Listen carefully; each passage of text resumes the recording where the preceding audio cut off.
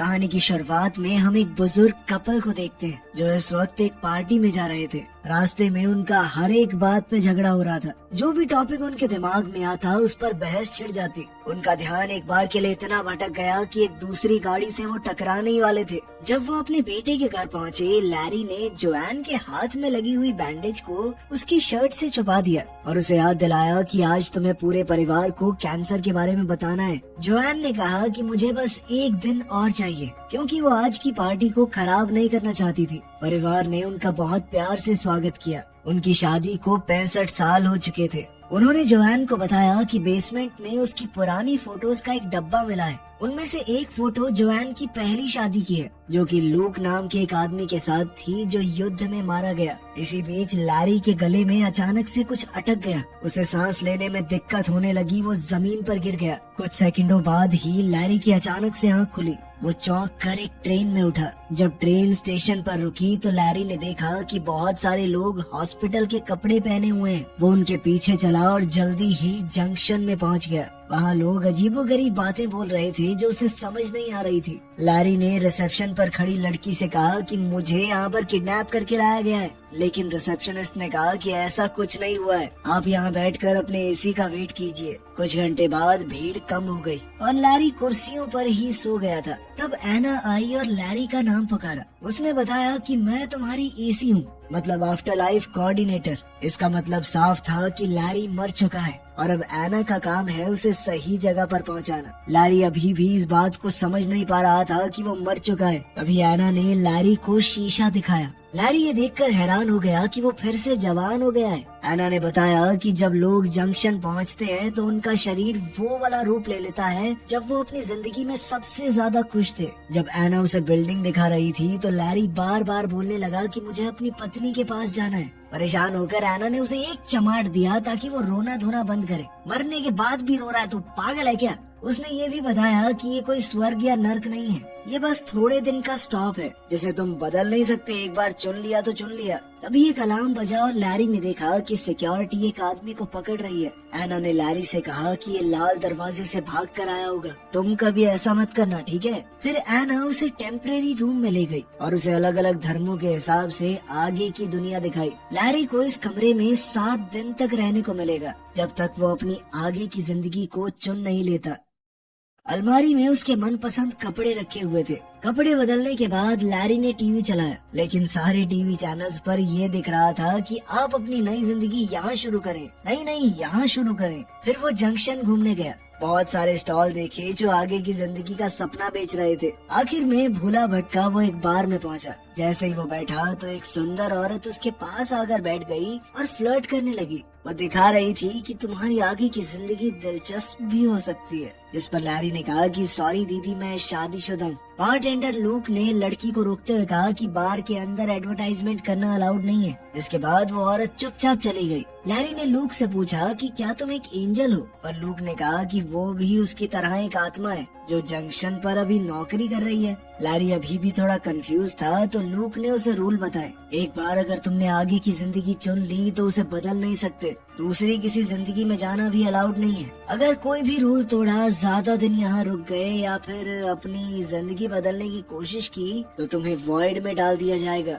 Void एक ऐसी जगह है जहाँ पर सिर्फ अंधेरा होता है, हमेशा के लिए। उनके बीच अच्छी बातचीत हो गई तो लैरी ने लूक को बताया कि यार मेरी पत्नी को कैंसर है, मैंने वादा किया था कि उसका ख्याल रखूंगा। अब बुरा लग रहा है कि उससे पहले ही यहाँ पर आ गया। फिर 1-2 गटकाने के बाद लैरी अपने कमरे में जाकर सो गया। अगली सुबह एना ने बेड पर चढ़कर लैरी को उठाया। बेचारा लैरी चौंक कर उठा। फिर वो एना से पूछने लगा कि लोग यहाँ पर नौकरी क्यों कर रहे हैं। एना ने कहा कि कुछ लोग ये मान ही नहीं पाते कि वो मर चुके हैं। कुछ अपने परिवार या जिनसे भी वो प्यार करते हैं उनका वेट कर रहे हैं कि वो भी एक बार मरने के बाद यहाँ आ जाएं तो फिर चले जाएंगे एक जगह पर। और सबसे ज्यादा बुरा तो उनके साथ हो रहा है जो चुन ही नहीं पाते। लैरी ने पूछा कि मेरी पत्नी का क्या हाल है? जोआन, वो भी जल्दी मरती होगी है ना? लेकिन एना ने कहा कि ये इन्फॉर्मेशन अभी नहीं मिल सकती। लैरी ने फैसला किया कि वो जोआन का इंतजार करेगा। एना ने कहा कि देखो 7 दिन का स्टे तो फ्री है, उसके बाद तुम्हें भी काम करना पड़ेगा अगर रुकना है यहाँ पे,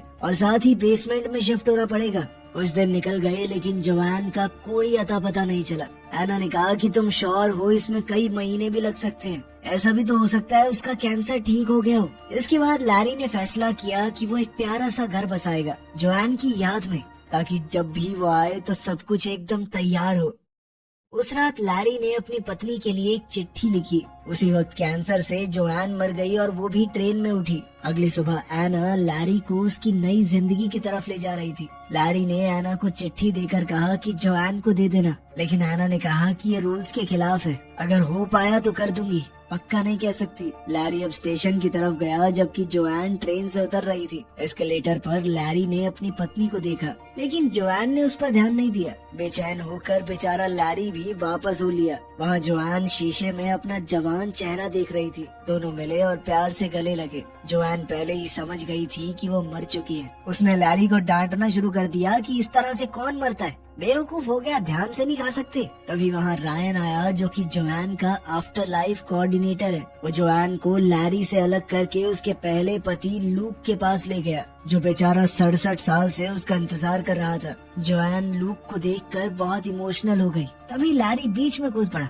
अरे कुछ नहीं होता, लोग मर जाते हैं यार, नॉर्मल चीज है, चलो बेबी अपनी दुनिया में चलते हैं, नई मैंने चुनी आपके लिए। लेकिन जोआन को समझ नहीं आ रहा था कि ये हो क्या रहा है। जल्द ही उसे पता चला कि उसे दोनों में से एक पति चुनना पड़ेगा, जिसके साथ वो अपनी मनचाही जिंदगी बसा सकती है। तभी रायन सभी रूल्स समझाते हुए उसे कमरे में ले गया। कपड़े बदलने के बाद अब रायन जोआन को उसके ऑप्शन समझा रहा था। तभी लूक वहाँ पर आया। डर के मारे कि उसे दोनों में से एक को चुनना होगा, जोआन ने दरवाजा ही बंद कर दिया। रायन का तो कहना था कि लूक बहुत अच्छा है, वो 67 साल से तुम्हारा यहाँ पर इंतजार कर रहा है। उधर लैरी एना के सामने गुस्सा निकाल रहा था। एना ने बताया कि मेरा और जो रायन है ना, मतलब जोआन का एसी, हम पहले रिलेशनशिप में थे, हमारी लड़ाई हो रखी है ना, तो वो जान के भी तुम्हारे अगेंस्ट बोल रहा होगा। लेकिन लैरी कहने लगा कि मेरी और जोआन की शादी 65 साल की है, इतने साल तो वो लुक्खा लूक जिंदा भी नहीं रह पाया, हमारे साथ बच्चे हुए, पूरी जिंदगी बिताई है हमने। उधर जोआन और लूक जंक्शन में वॉक पर गए। वो दोनों थोड़ा अजीब सा महसूस कर रहे थे। अचानक 2 गार्ड्स एक आदमी को पकड़ने के लिए भागे, जो अपनी चुनी हुई जिंदगी से भाग रहा था। एक गार्ड ने लूक को हाय कहा और तुरंत जोआन को पहचान लिया, ये कहकर कि आखिरकार आप पहुंच ही गई यहाँ पर। ये सुनकर जोआन को बहुत अच्छा लगा, क्योंकि इसका मतलब साफ था कि लूक उसके बारे में बात करता है। गार्ड्स के जाने के बाद लूक ने जोआन को रूल समझाए और साथ ही अपने प्यार का इजहार कर दिया। उसने कहा कि मैं हर दिन तुम्हारे बारे में सोचता था। वो प्यारी बातें बोलता रहा और उसे किस करने की कोशिश की, लेकिन जोआन पीछे हट गई क्योंकि उसे अजीब लग रहा था। उसने कहा कि मुझे सोचने के लिए थोड़ा वक्त चाहिए और फिर जल्दी से वहाँ से भाग गई। कुछ ही मिनटों बाद लैरी जोआन के कमरे में घुस गया, बहुत सारे आगे की जिंदगी के ऑप्शन लेकर। जोआन घबरा गई और लैरी पर चिल्लाने लगी। उसने उसे भी वही जवाब दिया कि मुझे अभी थोड़ा वक्त चाहिए सोचने के लिए। वो कहने लगी कि पिछले कुछ दिन मेरे बहुत भारी थे, तुम्हारी मौत के बाद पता है मेरी बेस्ट फ्रेंड की भी मौत हो गई। इस बात से लैरी थोड़ा खुश हुआ, क्योंकि वो वैसे भी उसे खास पसंद नहीं थी। लैरी को याद आया कि स्क्वाट करने से जोआन हमेशा शांत हो जाती थी। बुजुर्ग होने के बाद से जोआन स्क्वाट नहीं कर पा रही थी, इसीलिए अब जवान होकर दोबारा से शरीर में ताकत महसूस करके उसे बहुत अच्छा लगा। उधर लैरी फिर से कुछ खा रहा था और उसका गले में दोबारा से खाना अटक गया। इस बात से जोआन अचानक घबरा गई, लेकिन लैरी हंसने लगा कि मर तो चुका हूँ, मजाक कर रहा था मैं बस। इसके बाद लैरी आराम से बेड पे लेट के रिलैक्स करने लगा, लेकिन जोआन ने उसे लात मार के बाहर निकाल दिया, जिसके बाद उस बेचारे को अपने बेसमेंट वाले कमरे में जाना पड़ा। लेकिन वापस जाते हुए लैरी ने एक बोर्ड देखा, जिसके ऊपर मरे हुए सिंगर डीन मार्टिन के शो का प्रमोशन था। जोआन को वो सिंगर बहुत ज्यादा पसंद है, इसलिए लैरी ने एना से शो अरेंज करने को कहा। जब लैरी अपने नए रूम में पहुंचा तो ये देखकर चौंक गया कि कितना छोटा कमरा दिया है उसे। अगली सुबह लैरी जोआन को वेटिंग एरिया में ले गया। वहाँ एना उस सिंगर को गाने के लिए ले आई और खुद पियानो बजा रही थी, लेकिन वो आदमी अजीबोगरीब बर्ताव करने लगा, सीढ़ियों से भी गिर गया। तब उन्हें समझ आया कि ये कोई असली डीन मार्टिन नहीं है, कोई बहरूपिया है, मरने के बाद भी नकल कर रहा है, कितना गंदा आदमी है ये। लूक तुरंत उसके पास आया, उसे खींचकर अपने साथ ले गया और एक मुक्का दे मारा। फिर रायन की मदद से लूक ने जोआन को फूल देने की कोशिश की, लेकिन लैरी ने फिर से बीच में बोलना शुरू कर दिया, ये चीटिंग है, फूल फाल कैसे दे रहा तू, मैं दे रहा हूँ कोई गिफ्ट। दोनों आदमी फिर से झगड़ा करने लगे और अब जोआन को बहुत ज्यादा गुस्सा आ रहा था, तो उसने चिल्लाकर दोनों को चुप करवा दिया। इसके बाद जोआन एना और रायन को अपने कमरे में ले गई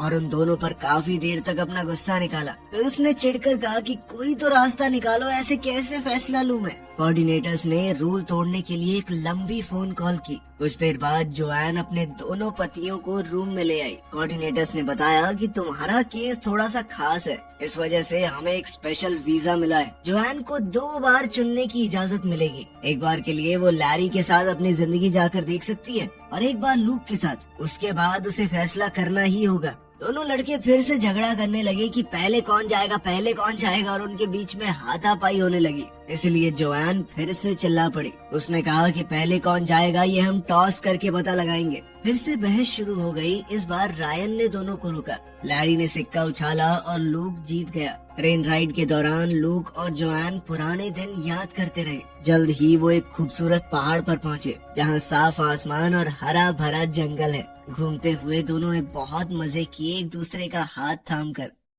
शाम को रेस्टोरेंट में डिनर हुआ। जोआन बार बार अपने बच्चों और पोता पोतियों के बारे में बात कर रही थी। इससे लूक थोड़ा अनकंफर्टेबल हो गया। लूक ने कहा कि मुझे बुरा नहीं लगा, बस ये सोचकर थोड़ा दुख होता है कि तुम्हें ये जिंदगी मैं नहीं दे पाया। पर उसे इस बात की खुशी है कि जोआन ने एक अच्छी जिंदगी जी। जोआन ने कहा कि मैंने कुछ वक्त तक तुम्हारा इंतजार किया था, पर फिर क्या करती, तुम चले गए थे। मरने के बाद कोई लौट कर थोड़ी आता है। फिर लूक जोआन को एक जगह पर ले गया जिसे आर्काइव्स कहते हैं। ये यहाँ पर हर चुनी हुई जिंदगी में होती है, जहाँ आत्माएं अपनी जिंदगी की यादें दोबारा देख सकती हैं। दोनों ने अपने रिश्ते के सारे जरूरी पल देखे। वो पहली मुलाकात, पहली बार एक दूसरे को चूमना, शादी का दिन और जंग पर जाने से पहले का वो आखिरी वादा। जोआन ने आखिरकार फिर से लूक को चूम लिया। उसने बताया कि मैं टूट गई थी तुम्हारे मरने के बाद। यादें आगे चलती रही और लूक ने देखा कि कैसे लैरी ने जोआन को प्रपोज किया। ये देखकर लूक गुस्से में बिल्डिंग से बाहर निकल गया।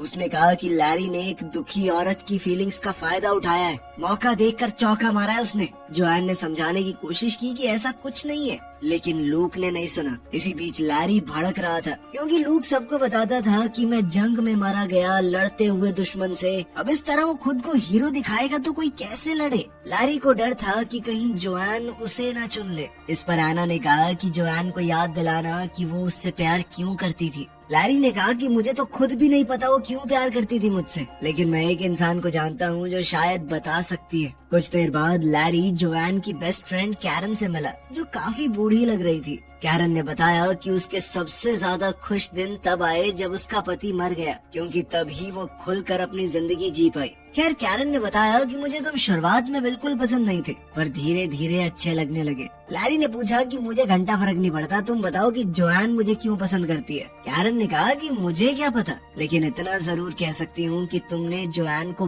बहुत खुश रखा है। इसके बाद लैरी लूक के कमरे में गया कोई राज ढूंढने के लिए। दीवारों पर निशान है जो दिखाते हैं कि लूक अपनी मौत के बाद हर एक दिन गिन रहा था और अपनी किताब में वो जोआन की ड्राइंग्स बना रहा था। तभी लूक वहाँ आ गया और लैरी पर चिल्लाने लगा कि तूने जोआन के साथ गलत किया है। जब वो दुखी थी तो तूने मौके पर चौका मारा है। दोनों बेकार सी लड़ाई में उलझ गए। इसी धक्का मुक्की में लैरी का लेटर उसकी जेब से गिर गया। अब लूक कहने लगा कि जहाँ पर तुमने प्रपोज किया उस जगह को मैं और जोआन अपनी खास जगह मानते थे, तो सीधी सी बात है जोआन वहाँ पर मेरे जाने के बाद अकेला महसूस करेगी। तूने उसी चीज का फायदा उठा के पटा लिया उसे। अगले दिन लैरी जोआन को एक दूसरी जिंदगी दिखाने बीच पर ले गया। वो जिंदगी काफी पॉपुलर थी, तो बहुत सारे लोग थे वहाँ पर। वो दोनों बातें करने लगे और एक दूसरे को चूमने ही वाले थे कि तभी एक लड़के ने बॉल से लैरी को मार दिया और फिर मूड खराब करने के लिए कहने लगा, तुम्हें पता है मैं कैसे मरा। खैर, बाद में दोनों समुद्र में अपनी बोट लेकर गए। लैरी ने जोआन से माफी मांगी कि तुम्हारी मौत के वक्त मैं साथ नहीं था।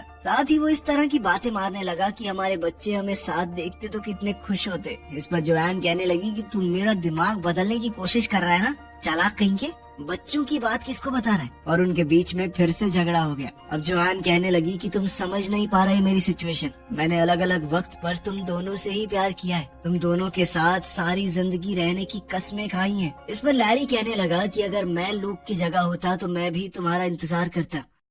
वापस आकर जोआन ने लैरी के साथ अपनी बीती यादें देखना चाहा, पर लैरी ने मना कर दिया। उसका कहना था कि यादों में इंसान खुद को खो सकता है। वो जोआन को इससे बचाना चाहता था। जोआन को लगा कि लैरी डर रहा है कि पता नहीं क्या निकल आएगा। खैर दोनों किनारे पर बैठकर अपनी पहली डेट की बात करने लगे। लैरी ने कहा कि मैं बस तुम्हें हमेशा एक बेहतर जिंदगी देना चाहता था। उधर जंक्शन में लूक को लैरी का वो लेटर मिल गया। उधर जोआन और लैरी अपनी डेट से वापस आए, एक दूसरे को चूमा तो लैरी ने कहा कि मुझे फर्क नहीं पड़ता हम कहाँ पर जाते हैं, बस साथ होने चाहिए। तभी लूक ने लैरी का वो लेटर जोआन को दे दिया। ये पढ़कर जोआन को पता चला कि लैरी तो लगभग चला गया था, बस उसने जाते वक्त उसे देख लिया तो रुक गया। फिर उनके बीच एक और झगड़ा शुरू हो गया। जोआन ने लैरी को सेल्फिश कहकर पुकारा। इस पर लैरी ने कहा तो मैं भी तो तेरी सेकंड चॉइस था, और ये लुक्खा लूक इसने भी बहुत सारी आत्माओं के साथ गुलू गुलू किए। इस पर लूक गुस्से में चिल्लाया कि 67 सालों में 2-4 आत्माओं के साथ गुलू गुलू कर ली तो क्या हुआ,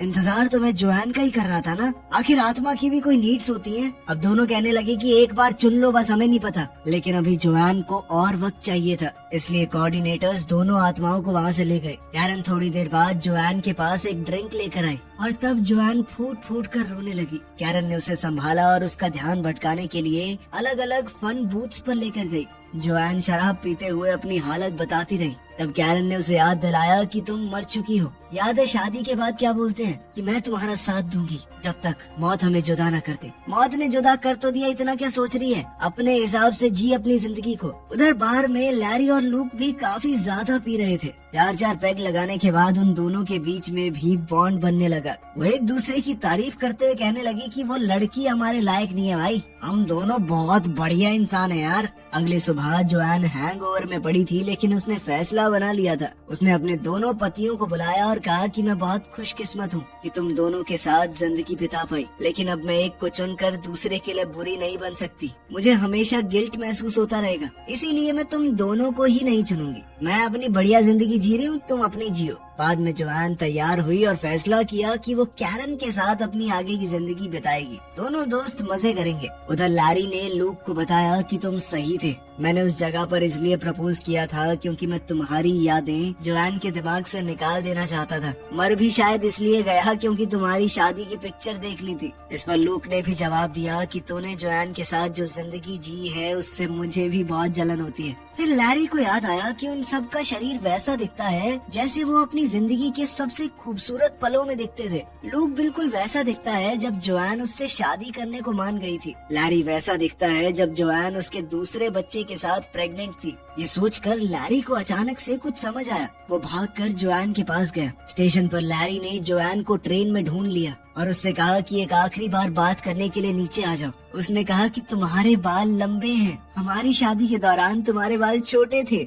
इसका मतलब ये है कि तुम लूक के साथ जब थी तो वो तुम्हारी जिंदगी के सबसे खूबसूरत पल थे। तुम उसे चुनो ना, हमेशा खुश रहो। पहले तो जोआन ने मना किया, लेकिन लैरी ने कहा कि यही सही है। दोनों रोते हुए एक दूसरे से आखिरी बार गले लगे। कुछ समय बाद लूक और जोआन अपनी आगे की जिंदगी के लिए ट्रेन में जा रहे थे। लैरी जंक्शन में घूम रहा था क्योंकि वो नहीं जानता उसे कहाँ जाना है। तब उसने देखा कि एना और रायन वापस साथ आ गए और उसे उनके लिए खुशी हुई। उधर लूक और जोआन ने अपनी नई जिंदगी शुरू की। वो एक दूसरे के साथ खुशी खुशी रहने लगे। लेकिन समय के साथ जोआन को डाउट होने लगा। वो अपनी पिछली यादें देखने गई और लैरी से पहली मुलाकात वाली मेमोरी देखी।